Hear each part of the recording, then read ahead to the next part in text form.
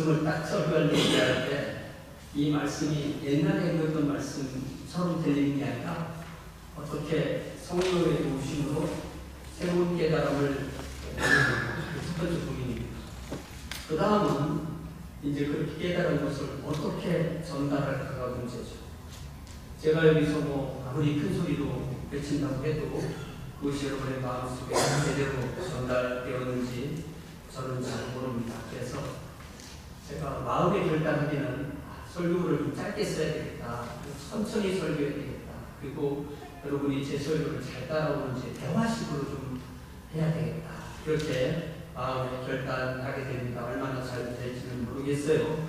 우리는 지난 주일에 사도 베드로가 다윗의 시편 16편을 인용하여서 첫 번째 복음 설교로 하는 말씀에 집중했죠. 그리고 그 핵심 구절이 바로 제가 주보에 인용한 27절 말씀이에요. 여러분 주보를 펴시고 여기 설교 노트에 서론 부분에 제가 사도행전 2장 27절 말씀을 써놓았는데요. 같이 찾아서 한번 소리내서 읽어볼까요? 시작. 이는 내 영혼을 음부에 버리지 아니하시며 주의 거룩한 자로 썩음을 당하지 않게 하실 것임이로다. 예수께서 이 죽은 자들로부터 부활한 그 부활은 그분이 십자가에서 마지막 숨을 쉬신 때부터 그의 영혼이 음부에 가셨다가 다시 음부에 오시는 그 한 38시간 동안에 다시 그 몸과 합하여서 부활하는 이 일은 인류 역사에서 지금까지 오직 예수 그리스도에게만 일어난 단 한 번의 특별한 사건이에요. 그리고 우리 모든 성도는 이제 마지막 부활의 그 예수님의 부활처럼 우리도 그렇게 부활할 거예요.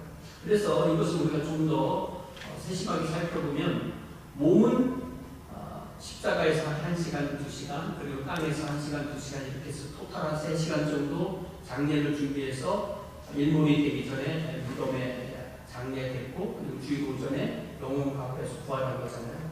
그런데 그분의 영혼은 십자가에서 마지막 숨을 쉬시는 그 순간에 바로 음부로 내려가셨다가 음부의 음부 파트에 계셨다가 그 다음에는 음부의 낙원 파트에 가셔서 거기에 있는 모든 영혼들을 데리시고 부활하시면서 그의 몸과 연합해서 새로운 부활체가 되는 것이죠. 그 새로운 부활체로 예수님은 지금 하늘에 하나님 보좌 우편에 계시는 거고요. 그리고 우리 주님께서 이제 새하늘과 새 땅을 만드시고 거기에 강림하실 때 우리도 그렇게 부활해서 우리 주님과 똑같은 몸을 가지고 새하늘과 새 땅에서 영원토록 사는 것입니다. 자, 그래서 예수의 영혼은 십자가에서 그 몸이 마지막 숨을 쉬신 직후에 음부로 내려가시는데요. 그래서 우리가 이 성경을 좀 자세히 보려면 그 전치사를 좀 이해하면 좋아요. 여러분, 이 전치사라는 것이요, 영어에서는 그 명사 앞에서 그 앞귀절과 이 명사가 어떻게 연결되는가를 얘기하는 것을 전치사라고 하는데요. 예를 들면 이 전치사 중에서 밖에서 안으로 들어가는 움직임을 묘사하는 전치사가 영어로 뭐라고 그래요? into겠죠. into. 그게 제일 가깝겠죠. 요 into에 해당되는 이 전치사를 헬라어에서는 에이스 그래요. 뭐라고요? 에이스. A가 아니라 E입니다. E-I-S. 그래서 에이스 이거는 밖에 있다가 안으로 들어오는 거예요. 예를 들면 건물 밖에 있다가 건물 안으로 들을 때 뭐라고 하라고요? 그 전치사를 에이스라고 하더라고요. 그러면 안에 있다가 밖으로 나가는 거, 안에 있다가 밖으로 나가는 움직임, 안에서 밖으로 나가는 움직임을 묘사하는 전치사가 영어로는 뭐 out of 내지는 from 이런 걸 하고 싶다면 요거에 해당하는 전치사가 그리스어로는 에크예요. EK 영어로 표현하면 EK인데, 그러니까 에이스가 밖에서 안으로 들어오는 거고 안에서 밖으로 나가는 것은 에크예요. 그러니까 이게 죽은 자들로부터의 부활, 에크네코론, 죽은 자들로부터 나온다. 이 말 있으면은 그 앞에 뭐가 있어야 돼요? 죽은 자들에게 다시. 네. 그러니까 에이스가 있어야 에크가 있다는 것을 우리가 알게 되는 것입니다. 그러니까 예수의 영혼은 그 몸이 십자가에서 마지막 숨을 쉬신 후 바로 음부로 내려가셨다가 음부의 음부 파트에 계셨다가 그리고 음부의 낙원 파트에서 있던 성도들을 데리시고 그곳에서 그 죽은 자들이 있는 그 영역으로부터 from 네크론 죽은 자들로부터 다시 사신 것입니다. 그분의 영혼은 다시 그분의 몸과 하나 되어서 거룩한 부활체 이 세상의 모든 물리법칙, 화학법칙을 초월하는 거룩한 몸이 되셨습니다. 그렇기 때문에 그 몸으로 지금 하늘나라에서 사시는 거예요. 되시는 것입니다. 그리고 이것이 바로 사도 베드로가 2장에서 처음 전한 기독교 최초의 복음 설교의 핵심 뼈대입니다. 그래서 우리가 조금 아까 읽었던 이 시편 16편을 인용한 그 말씀이 바로 다윗의 시편 16편 인용해서 베드로가 설교한 그 내용인데, 그 내용이 내 영혼을 음부에 버리지 아니하시고 주의 거룩한 자로 썩지 않게 하신다는 그 말을 줄인 말이 바로 죽은 자들로부터고요. 그래서 그 사도행전 2장의 설교가 다시 베드로가 고넬료, 우리 한국말은 고넬료라고 그랬죠. 코넬리우스죠. 코넬리우스에게 설교한 사도행전 10장, 그리고 사도 베드로가 그의 선교여행을 가는 중에 첫 번째 간 1차 선교여행에서 사도행전 13장에 나오는 비시디아 안디옥 회당에서 전한 설교에도 똑같이 죽은 자들로부터 우리 주님께서 부활하는 내용을 거기에 설명을 그렇게 하고 있습니다. 이렇게 저는 이번에 이 사도행전 설교를 하면서 이렇게 성경은 예수님의 부활을 말할 때 32번이나 예수의 죽은 자로부터의 부활, 예수의 죽은 자들로부터 다시 사신 이런 표현을 32번 하고 있고요. 그리고 그 뒤에 앞뒤를 보면 그냥 예수의 부활, 예수의 부활 이렇게 말을 해요. 그러면 이 예수의 부활이라는 이 표현은 예수의 죽은 자로부터 부활의 축약형이고 그 안에 이미 그 내용을 포함하고 있는 것입니다. 이것이 바로 제가 이번에 사도행전을 설교하기 위해서 공부하고 또 여러 가지 자료를 참조하면서 정말로 새롭게 놀랍게 저한테는 하늘이 놀라고 땅이 뒤집어지는 듯한 깨달음을 준 것입니다.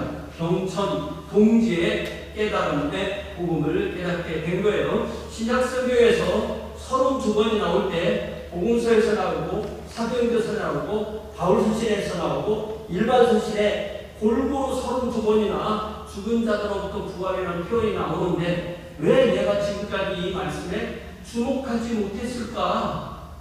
내가 성경 읽을 때 게을렀나? 아니했나? 내가 성경을 능동적으로 못 읽고 수동적으로 그렇게 읽었나? 라는 생각과 더불어서 나에게 이것을 어느 누구도 이걸 강조해서 가르쳐준 교수님이나 책이나 설교나 그런 걸 내가 들어본 기억이 별로 없기 때문에 제가 다른 사람들에게도 물어보고 이런 거 혹시 생각해 봤어요? 이렇게 물어봤을 때 아니요, 난 그 생각해보지 못했는데요. 이런 말을 들으면서 제가 이제 성경도 공부하고 역사도 공부하고 또 신학도 공부하다 보니까 동방정교회는 지금까지 2000년 동안 이것을 명확하게 가르쳤는데 로마 가톨릭 교회가 이거에다 참 이상한 걸 집어넣으니까 이 개신교회가 500년 전에 종교개혁을 하면서 이 부분을 그냥 덮어놓다시피 하는 거예요. 그러다 보니까 우리가 예수의 부활 이 말만 많이 하지 예수의 죽은 자로부터의 부활이라는 표현을 거의 성경에 32번이나 강조되는 것에 비해서 우리가 그만큼 강조하지 못했다라는 것에 대한 많은 자책감이 저한테 생기게 되는 것입니다. 그래서 우리가 앞으로 사도행전을 저와 함께 나눌 때, 또 우리 교회 다른 설교자들과 함께 나눌 때 이 부분을 좀 더 확실하고 명료하게 올릴 수 있기를 바랍니다. 오늘 사도행전 2장 37절에서 42절 말씀을 첫 번째 교회의 탄생이라는 제목으로 함께 나누겠습니다. 먼저 37절에 보니까 30절 같이 읽으면 시작. 그들이 이 말을 듣고 마음에 찔려 베드로와 다른 사도들에게 물어 이르되 형제들아 우리가 어찌하리고 하거늘. 첫 번째 복음 설교를 들은 AD 30년 오순절 예루살렘에 모인 군중은 즉각 마음에 찔림을 받았어요. 마음이 어떻게 됐다고요? 찔렸다. 이 찔린다는 이 표현이 카타누스라는 표현인데요. 칼로 처음 끝까지 푹 찌르는 거예요.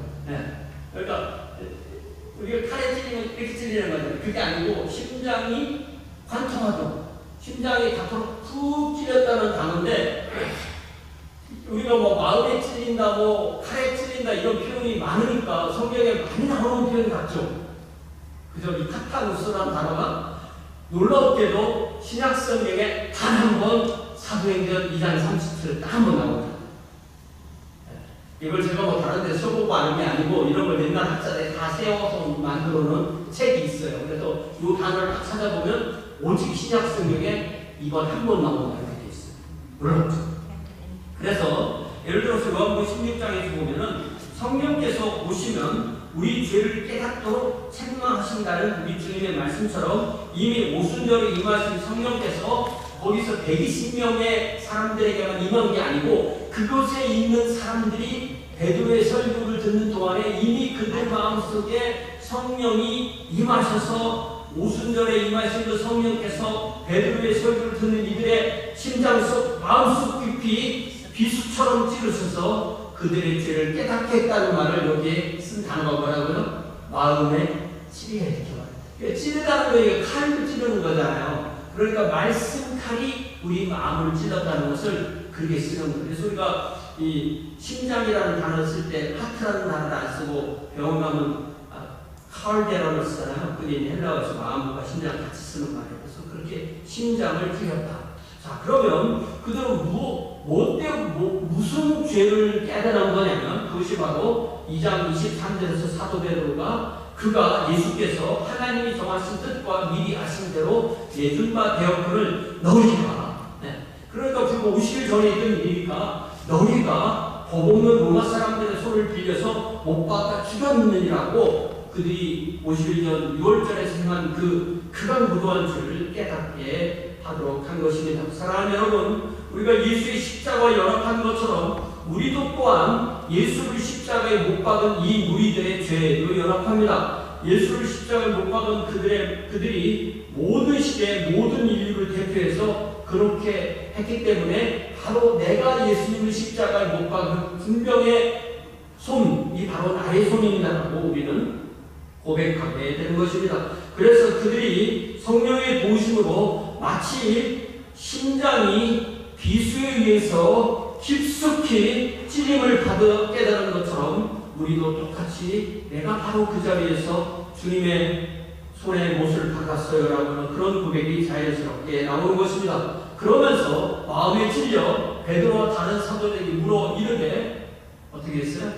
형제들아, 그러면 우리가 어떻게 해야 되겠습니까? 라고 탄식하며 묻는 것입니다. 하나님의 말씀이 우리 마음에 떨어질 때 성령이 우리 마음을 깊이 만져주시면 우리도 똑같은 반응, 가슴을 치면서 내가 어찌할 거라는 반응이 나타나게 되는 것입니다. 그때 베드로가 이르되 너희가 회개하여 각각 그리스도의 이름, 예수 그리스도의 이름으로 침례를 받고 죄사함을 받으라. 그리하면 성령의 선물을 받으리. 이렇게 셋으로 해가지고 얘기하죠. 이 베드로의 응답을 우리가 나눠보면 첫 번째는 회개하라는 거죠. 메타노이아, 회개라는 것은 죄를 깨달은 사람의 첫 번째 반응인데, 회개는 자기가 가던 방향을 180도, 이거 180도로 이렇게 180도 틀어서 반대방향으로 가는 거예요. 제가 이 내비게이션이 없을 때는요, 옛날에 이 인터스테이트 다닐 때 나는 분명히 이쪽 서쪽 같은 거 가면 왜 안 해가? 동쪽에. 안 믿어. 그래도 이제 그 엑시 번호판 비교해보자 안에 풀려거라고 들리고, 그 인터스테이트만 그러는 게 아니라 로컬도 보세요. 나는 이게 분명히 서쪽으로 가는 것 같은데 아니면 동쪽으로. 나는 분명히 이게 남쪽으로 가는 것 같은데 아니면 거꾸로 가고 있다는. 그런 실수 참 많이 했어요. 근데 우리가 잘못 가고 있을 때, 잘못 간다는 걸 깨달았을 때 해야 될 첫 번째가 뭐예요? 돌아가는 거예요. 엑시로 빠져서 돌아가는 거예요. 가면 갈수록 가는 만큼 손해이기 때문에 돌아가는 것입니다. 그것이 성경에서 말하는 회개의 정의입니다. 자, 그런데 나는 하나님 앞에 잘 살고 있어요. 회개할 게 없어요. 그런 분들이 있어요. 혹시? 그러면 우리 주님께 지금에 깨닫는 죄를 내어놓고 주님께 더 가까이 가면 되는 거죠. 이게 바로 회개입니다. 두 번째는 각각, 누가 누구를 대신해서가 아니라 각각 한 사람 한 사람이 예수 그리스도의 이름으로 침례를 받아라. 침례는 마음으로 예수를 구주와 주님으로 믿는 것을 겉으로 드러내는 의식이에요. 그러니까 사랑하니까 사랑 고백하고 결혼하기로 약속했으니까 결혼식을 하는 거죠. 그렇죠? 사랑해서 결혼한 거예요? 결혼해서 사랑하는 거예요? 이 순서가 헷갈리는 사람이 있어요. 그게 헷갈리면은 예를 들자면 애가 태어났으니까 호적 등록을 하는 거죠. 호적 등록을 했기 때문에 애가 태어났다는 건 아니잖아요. 그 서로 관계를 보면 침례는 침례를 받아서 구원받는 게 아니라 구원받아서 침례를 받는 것입니다. 그런데 이 침례는 우리가 성경 여러 곳을 찾아보면 예수와 영적으로 연합한다는 건데요. 예수와 영적으로 연합하려면 우리가 시간을 초월해야 돼요. 예수님 2000년 전에 다 이루셨는데 지금 우리가 어떻게 연합하겠어요? 시간을 생각하면 연합이 안 돼요. 시간이 없다고 생각해야 돼요. 시간이 쫙 증발하고 우리 예수님과 하나가 되는 건데 그것을 제가 지난번에 얘기했던 동시대성이라고 해요. 연합이라는 말은 시간을 빼고 한 말을 동시대성, 컨템포레니어티라고 하는데 그 예수님과 연합을 우리는 6가지로 생각할 수 있어요. 첫 번째, 갈라디아서 2장 20절에 내가 예수 그리스도와 함께 십자가에 못 박혔다. 여러분 예수님과 함께 십자가에 못 박혔습니까? 어떻게 하세요? 그렇게 믿음으로 아는 거예요. 그리고 로마서 6장에 나오는 대로 우리는 예수님의 시신과 함께 우리가 시신이 되어서 예수님의 시신 안에 우리가 시신으로 들어가서 함께 무덤에 장사됩니다. 그리고 예수님의 영혼이 음부에 내려가는 것처럼 우리도 예수님의 영혼과 하나가 되어서 음부로 내려가죠. 그러니까 십자가, 무덤, 음부, 그 다음에 예수의 영혼과 함께 예수님의 영혼이 죽은 자부터 부활할 때 우리도 함께 부활하고 그 다음에 예수의 부활한 몸과 함께 에베소서 2장 5절에 나오는 말씀처럼 우리도 예수님과 함께 승천하고 에베소서 2장 6절에 나오는 것처럼 우리도 하늘의 영역에 예수님과 함께 앉아있습니다. 그래서 이게 다 해서 6가지예요. 그러니까 죽음, 장사, 음부로 내려가, 음부에서 나오는 부활, 승천, 승귀. 제가 지난주에 승귀라고 했죠. 익졸트의 그 영어 번역을 익졸테이션이라고 하는데 그래서 바로 예수님의 높아지신 그 자리에 우리도 앉아있다. 그러면 예수님과 함께 음부에 내려갔다는 것을 제일 명확하게 말씀하는 성경 교재가 어디냐고 하면은 위에 골로새서 2장 12절. 그래서 우리가 이 6가지를 명확하게 예수님이 하신 그 모든 것에 내가 예수님 안에서 연합되었다라는 것이 우리의 믿음이고 그 믿음을 표현하는 게 뭐라고 그랬어요? 침례라고. 그러니까 침례할 때 우리는 물에 딱 들어갔을 때는 아직 안 믿었나? 물에 들어가는 그 순간은 내가 예수님과 함께 죽고 장사되고 음부에 내려가고 그 다음 물에서 내려오는 순간에 내가 음부로부터 죽은 자로부터 살아나고 그 다음에 새로운 사람이 되어서 그 다음에 우리 주님과 함께 승천하고 승리하는 그 모든 것이 침례의 의식으로 보여주는 것입니다. 더 나아가서 성경은 예수님과 우리를 예수님은 머리고 우리는 몸이라고 했어요. 그러면 예수님의 머리는 그러니까 머리이신 예수님은 하늘에 계시고 우리는 땅에 있어요. 그러면 안 되잖아요. 그러니까 예수님이 계신 곳에 우리가 있는 겁니다. 믿습니까? 믿어주세요. 그러니까 제가 이런 믿어달라고 애원하는 게 아니고요. 이게 믿음이라는 거예요. 뭐라고요? 예수님이 계신 곳에 내가 있는 거예요. 그럼 내가 여기 있어요. 그럼 예수님 여기 계시나? 맞죠. 예수님은 내가 있는 곳에 계시기 때문에 지금 여기서 나와 함께 계시고 시간과 공간을 초월해서 하늘에 앉아 계시니까 우리도 하늘에 앉아 있는 것. 이 두 실상이 우리의 믿음의 진실상이 되는 것입니다. 그렇기 때문에 머리와 몸은 따로 존재하지 않고 따로 분리되어 있지 않고 따로 행동하지 않기 때문에 머리와 몸은 함께 생각하고 함께 움직이고 함께 사는 것입니다. 머리신 예수께서 하신 것에 우리의 믿음으로서 동참하는 것을 연합이라고 하고 침례라고 하는 것입니다. 예수께서 계신 곳에 영적으로 있고 우리가 있는 이 삶의 현실에 예수님께서 우리와 함께 하신 것이 우리의 그 현상으로서의 우리의 삶인 것입니다. 이처럼 이 침례라는 말 안에 있는 내용이 바로 이렇게 예수님과 하나가 된다는 거예요. 우리가 결혼도 우리가 결혼식할 때 둘이 하나가 된다고 하잖아요. 그처럼 우리도 침례를 통해서 예수님과 하나가 되는 것입니다. 그 다음에 세 번째가 예수님을 믿으면 오는 것이 죄사함을 받는다라고 되어 있어요. 그래서 예수와 연합한 사람은 그의 죄를 하나님 앞에 단번에 영원히 용서받습니다. 단번에 영원히. 이거는 세상에 이런 게 없어요. 단번에 어떻게 또 영원히.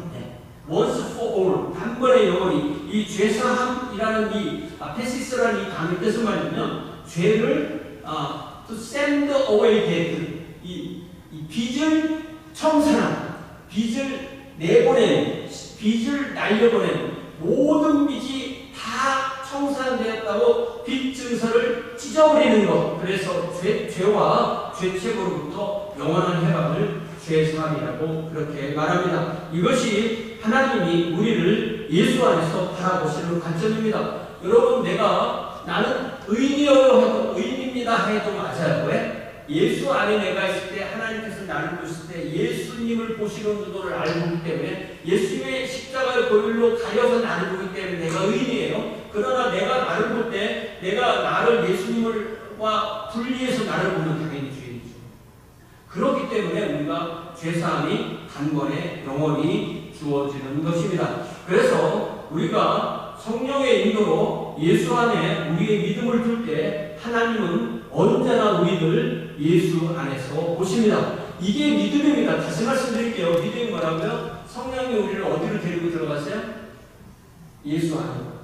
그러면 예수 안에 하나님이 우리를 기다리고 계시고 예수 안에서 우리를 보시면, 그렇기 때문에 죄사함을 받는, 우리가 깨끗해서 죄사함이 아니라 예수님으로 인하여 죄사함을 받는 것입니다. 자, 그러면 네 번째, 그리하면 성령의 선물을 받는다고 했어요. 이거는 성령이 주시는 여러 가지 은사를 받는다는 것이 아니라 성령이라는 선물을 받는다, 이런 뜻이에요. 사실 그런데 그들은 이미 제가 말씀드린 대로 성령의 선물을 이미 받았어요. 그들이 사도 베드로의 설교를 듣고 그들이 그것을 직접으로 알아들었고 정서적으로 가슴이 푹 찔리고 의지적으로 형제들아 우리가 어떻게 할 거라고 반응했을 때, 이미 그 반응 자체가 성령님이 그들에게 함께하신 결과입니다. 베드로는 회개하고 침례를 받고 죄 용서를 받으면 성령을 선물로 받는다고 했는데, 요 순서가 우리가 느끼는 순서예요. 우리가 느끼는 순서인데, 성령님이 일하시는 순서는 맨 처음에 성령님이 오셔서 이런 일을 하도록 하는 것. 그러니까 성령님이 하시는 일을 우리가 말씀을 듣고 깨닫고 느끼고 회개하는 것도 이미 하셨는데, 그러나 그 순서를 여기서는 이렇게 먼저 회개하고 침례를 받고 죄사함을 받고 성령을 선물을 받는다고 이렇게 설명하는 것입니다. 그러니까 성령님께서 저 회개할 때부터 함께 하시는데, 그 순서를 우리가 느끼는 순서로 이렇게 써놓았다는 것을 우리가 알 수가 있습니다. 그러니까 성령이 먼저 그들 각자의 마음에 임하신 후에 그들은 이 모든 것을 행할 수 있습니다. 현상으로는, 우리가 느끼는 현상으로는 이 순서를 따르지만 근원을 따라가 보면 성령께서 이미 오셔서 그 모든 일을 하셨기 때문에 그들이 이런 반응을 보이는 것입니다. 이것은 모든 구원받는 사람에게 언제나 똑같은 방식으로 이루어지는 것이고, 그것이 바로 삼위일체 하나님이 한 사람에게서, 한 사람의 영혼에서, 각각의 영혼에서 그 일을 할 때 일어나는 일의 순서이고 방식이라고 할 수가 있습니다. 이것은 바로 삼위일체 하나님이 하시는 일이고, 그래서 여러분이 회개하고 침례를 받고 제사를 받았으면 이미 삼위일체 하나님이 여러분에게 이 구원을 하셨다는 것을 알 수 있고, 그렇기 때문에 우리는 구원의 확신을 갖게 되는 것입니다. 저와 여러분이 이렇게 회개하고 침례를 받고 제사함을 받고 성령을 선물로 받으셨습니까? 아멘. 네. 노매는 저한테 개인적으로 노매이라고 해주세요. 그럼 제가 개인 상담에서 말씀드리겠습니다. 자, 그러면서 이제 39절을 봅시다. 39절에 보면 이게 약속인데, 이 약속은 어떤 약속이냐면 우리 하나님이 얼마든지 부르는 자들에게 하신 약속이다, 이렇게 말하는 거예요. 그러면서 하나님이 얼마든지 부르는 사람들을 아주 간단하게 이 세상에 있는 모든 사람을 다 표현하는 세 가지 부류로 말하는데, 첫 번째는 뭐예요? The promise is for you. 너. 그러니까 나.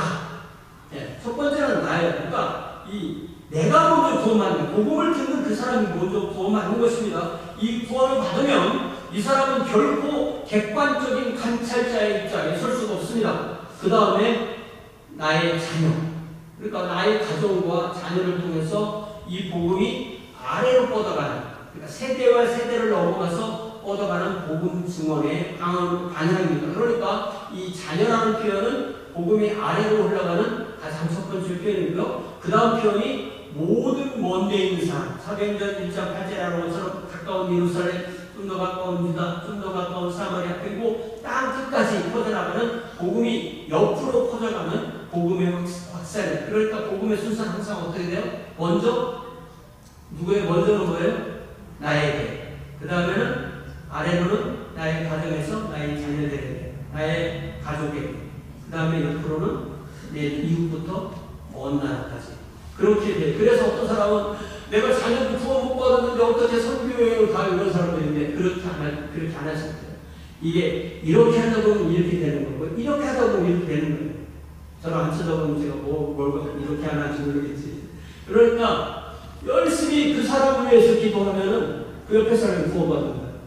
이렇게 총을 딱 쐈는데 내가 원하는 새가 안 맞고 옆에 새가 맞듯이, 그렇게 복음을 전하다 보면 하나님께서 역사하시게 되는 것입니다. 문제는 내가 구원받았어요. 그런데 나로부터 내 뒤로 나를 내가 전하는 이 증언과 이 삶을 통해서 구원받은 사람이 하나도 없다. 그러면 나 때에는 이 예수 그리스도의 몸의 생장점이 멈추는 거죠. 나로 인하여 예수 그리스도의 이 영적인 몸의 생장점이 멈췄는지, 아니 다시 흐르게 되는지, 이게 우리 자신을 돌아봐야 되는 지점입니다. 자, 이제 40절에 보니까 여러 말로 확증하며 권하여 이르되 너희가 이 패역한 세대에서 구원을 받으라. 그랬어요. 확증하고 권한다. With many other words, they warned them and they pleaded with them. 네. 여기는 이제 they가 아니라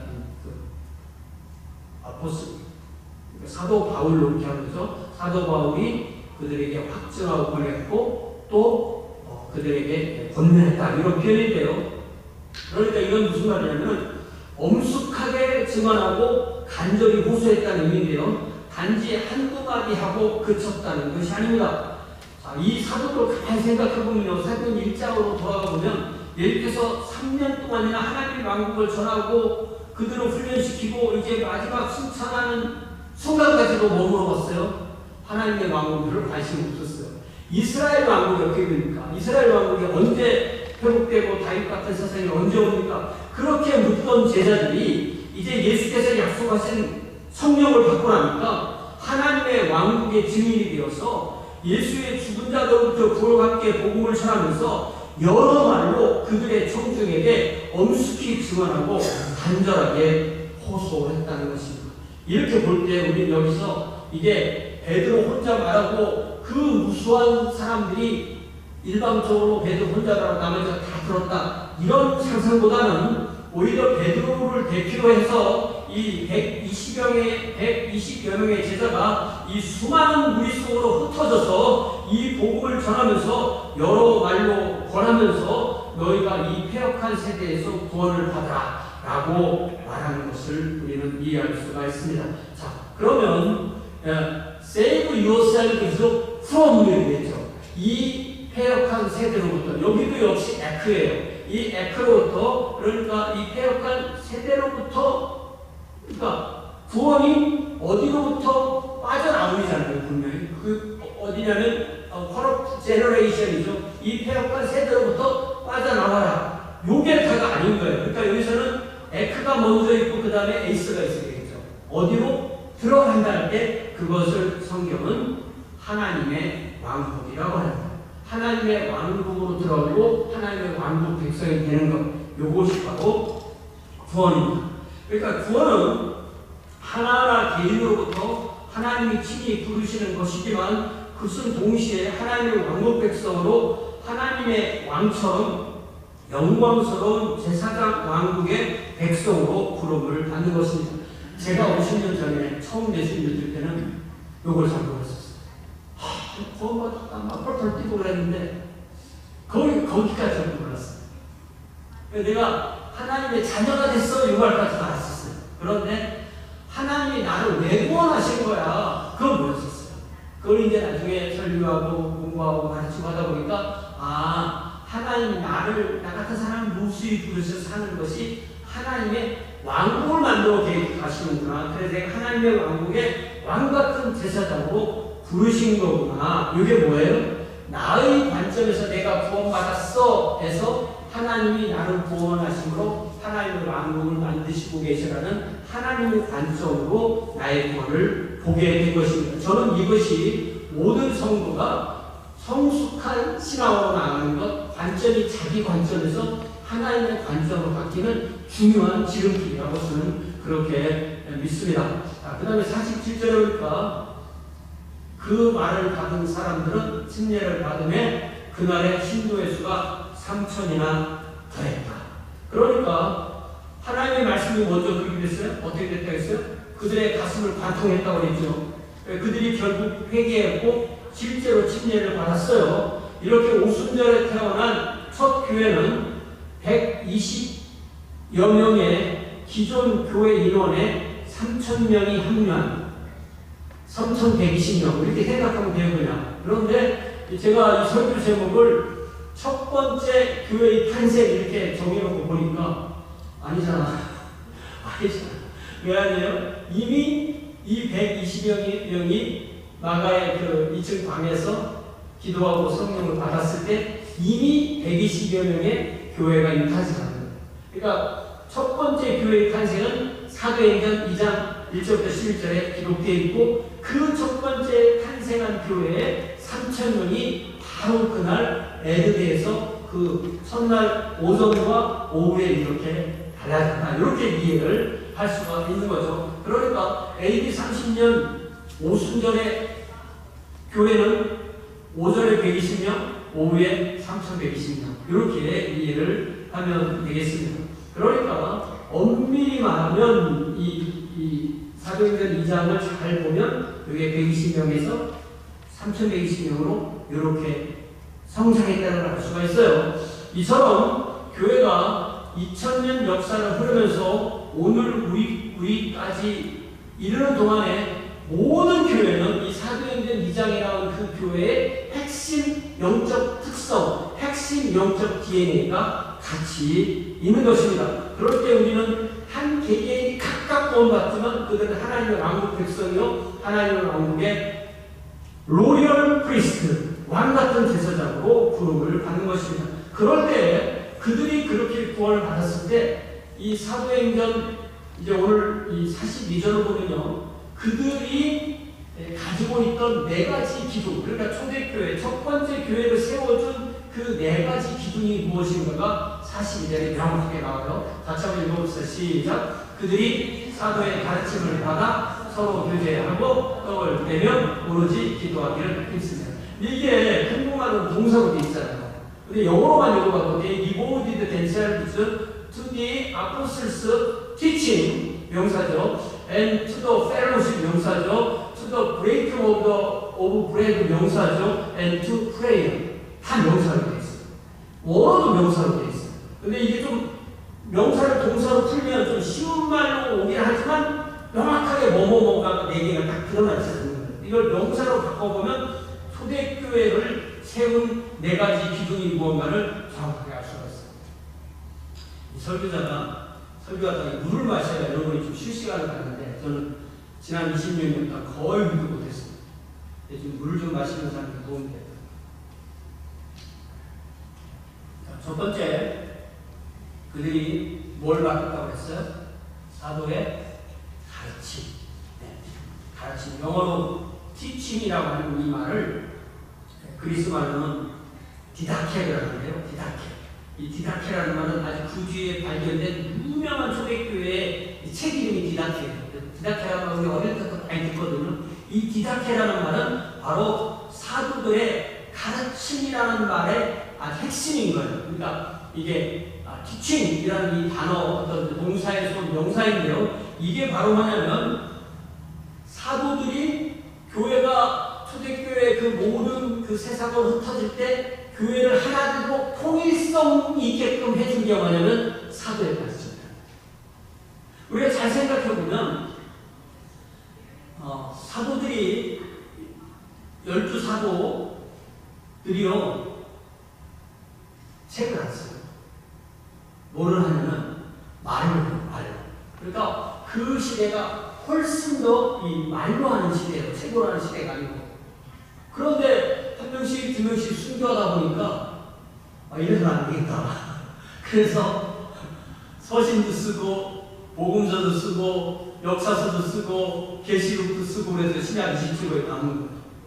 그러니까 구약성경이란 책 더하기 사도들의 가르침 이렇게 해서 초대교회가 거의 100년 가까이 간 거예요. 그러면서 그 사도들이 간장에 남은 게 신약성경이에요. 그러니까 우리는 사도적이라는 말과 신약성경적이라는 말이 동의어를 하십니다.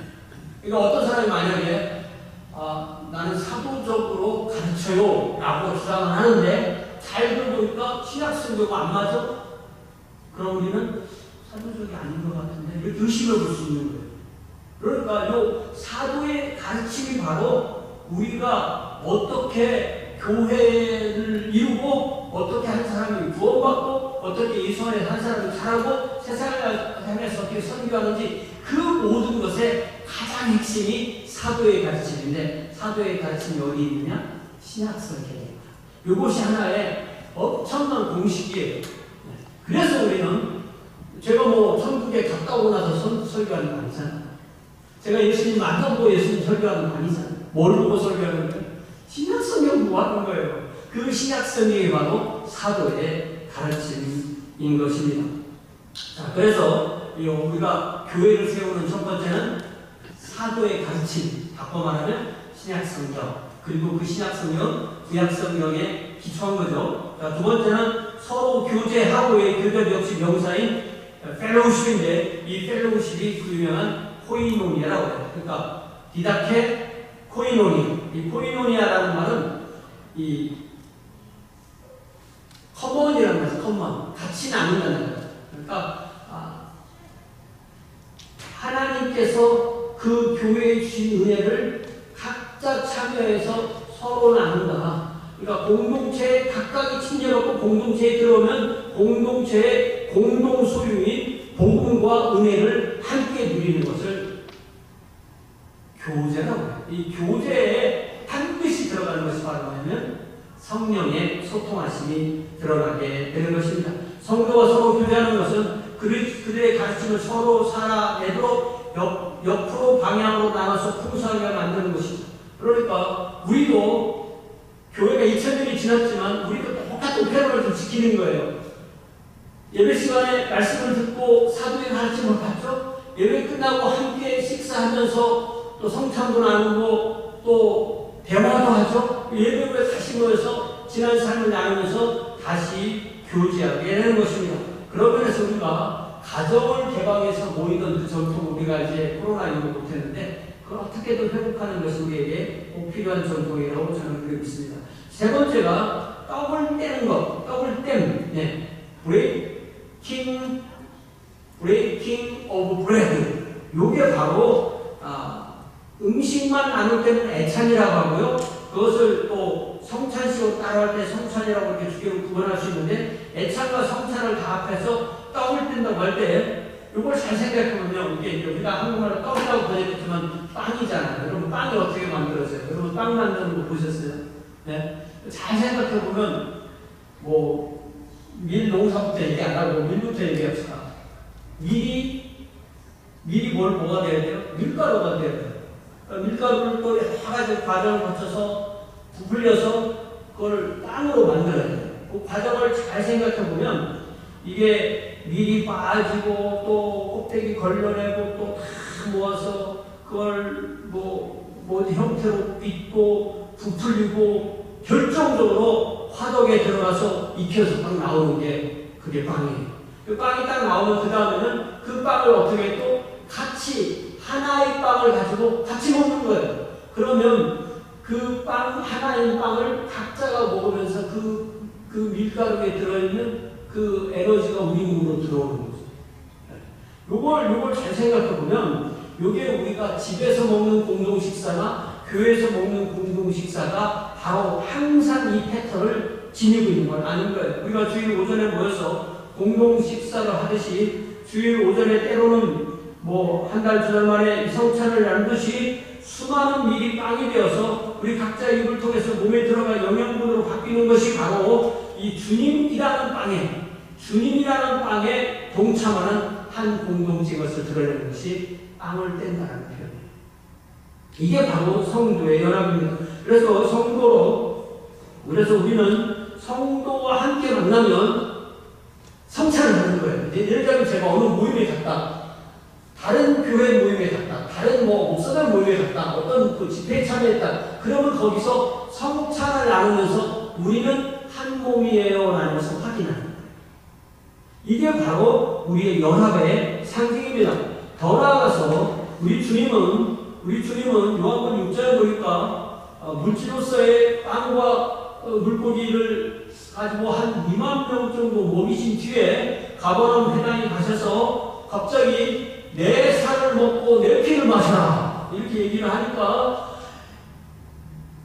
실제로 빵과 물고기를 줄 때는 2만 명이나 모였는데 내 살을 먹고 내 피를 마시라 그러니까 다 떠올랐어요.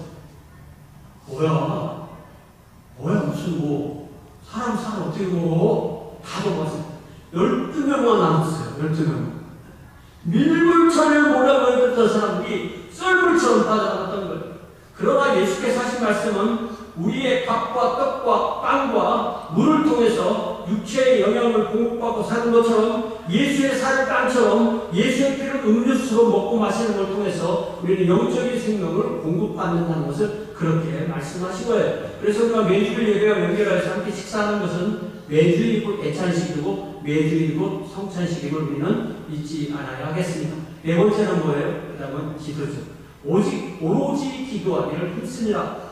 초대 예루살렘 교회는 또한 기도 공동체였어요. 그들은 기도 중에 성령의 임하심을 체험했습니다. 사도들은 계속 모일 때마다 기도하기를 가르쳤고 기도로 공동체가 하나됨을 이루었어요. 사도들은 곧 교회가 이제 당국자들의 핍박을 받을 때 그 모든 것을 진리이신 예수 그리스도를 전하면서 기도로 이겨냈어요. 사도들은 하나님 앞에서 사람들의 말을 듣기 위해서 하나님의 말씀을 불순종할 정도로 용감하지 않았어요. 제가 이 표현 굉장히 좋아하는 표현을 다시 한번 해볼게요. 자, 사도는 용감했다고 용감하지 않았다고? 용감하지 않았다고 했던 거죠. 사도들은 사람들의 말을 듣기 위하여 하나님의 말씀을 거부할 정도로 용감하지 않았다. 이게 상당히 외국적 역설적 표현인 거죠. 그러니까 눈에 보이는 사람보다 눈에 보이지 않는 하나님을 훨씬 두려웠기 때문에 사람들의 핍박은 무서워하지 않습니다. 이게 사도들이 기도로 이겨낸 방식입니다. 사실 기도는 우리가 하나님을 움직여서 우리의 기도에 응답하도록 만드는 과정이 아닙니다. 오히려 기도는 정확하게 그 정반대입니다. 이제 2018년에 돌아가신 유진 피터슨 목사님이 이 기도를 응답하는 기도라고 했어요. 우리는 응답받는 기도를 많이 들어봤죠. 그런데 유진 피터슨 목사님은 응답받는 기도가 아니라 응답하는 기도라고 부르는데요. 그가 가르친 기도로 우리 주님께서 우리에게 가르친 기도의 원리인데요. 기도는 하나님으로 움직이는 것이 아닙니다. 기도는 하나님의 말씀대로 우리가 그분의 뜻에 맞게 우리를 바꿔나가는 과정이에요. 그러니까 우리가 사도의 가르침을 받으면 그 받은 대로 주님께 말씀드리는 게 우리 기도라는 거예요. 이것이 바로 주님의 뜻이 하늘에서 이루어진 것처럼 이 땅에서 이루어지세요. 내 뜻대로 마시고 주님 뜻대로 해주세요 하는 그 기도의 핵심입니다. 너희는 먼저 하나님의 왕국과 그의 의를 구하라는 그 기도의 핵심이에요. 이렇게 기도하면 내가 주님께서 원하는 방식으로 변화되는 것, 그게 바로 응답받는 겁니다. 그러니까 우리가 주님의 말씀에 응답하는 기도로 하다 보면 우리가 응답받는 기도로 하게 되는 것입니다. 이처럼 이 42절에는 예루살렘의 첫 교회를 받쳐버리는 네 기둥이 나오는데 뭐라고요? 첫 번째는 뭐라고요? 사도의 가르침. 두 번째는 서로 교제. 세 번째는 함께 떡을 뗀. 세 번째는 함께 기도의 역사. 이것이 초대교회를 떠받치는 네 기둥이었습니다. 우리 교회도 이 연장선에 있고 부족하지만 이 네 가지를 다시 이렇게 기둥을 잘 세우는 것이 바로 우리 교회를 세우고 우리 교회의 영적 성장을 이루는 것임을 믿습니다. 이제 말씀을 마치면서 여러분 제가 주보에 사도행전 4장 2절 말씀을 써드렸는데요. 이 사도행전 4장 1절을 보면은 예수님을 십자가에 못 박은 그 장본인들 중에 사두개파들이 나오는데 복수로 제사장들, 단수로 성전 맡은 사, 다시 복수로 사두개인들, 이 사람들이 극도로 싫어하는 게 있는데 이 사람들이 자기들과 바리새인들이 합하여서 예수를 십자가에 못 박았는데 그 예수가 부활했다고 가르치니까 더 나아가서 사도들이 가르친 것이 사도행전 4장 2절 같이 한번 읽어봐요. 시작. 예수 안에 죽은 자의 부활이 있다고 백성을 가르치고 전함을 싫어했다고 했습니다.